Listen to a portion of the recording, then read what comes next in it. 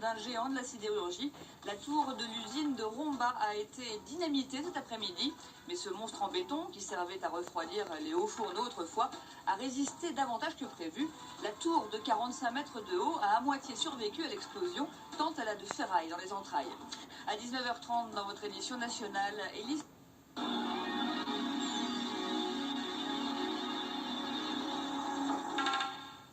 Échec du dynamitage de l'aéro-réfrigérant de Solac à Romba, comme si l'histoire n'avait pas voulu effacer ce vestige de la sidérurgie. Après la défaite...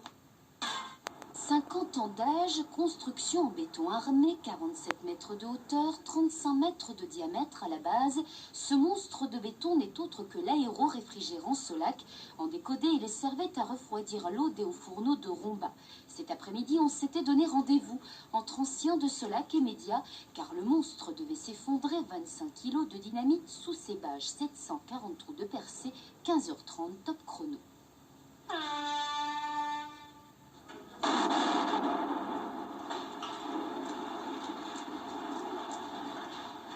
Alors, c'est raté.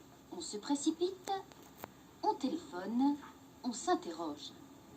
Le mécanisme s'est exactement bien passé comme c'était prévu, mais on a simplement une rupture de charnière quelques dixièmes de seconde avant que ça soit prévu.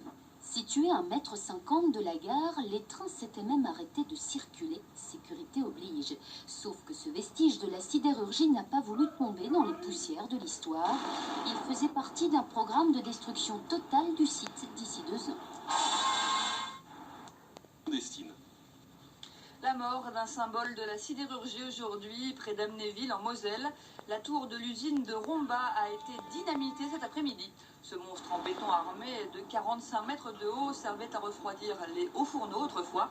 Le vieux géant néanmoins a résisté davantage que prévu. Il a à moitié survécu à l'explosion tant il a de ferraille dans les entrailles. Il faudra l'achever à la pelle mécanique.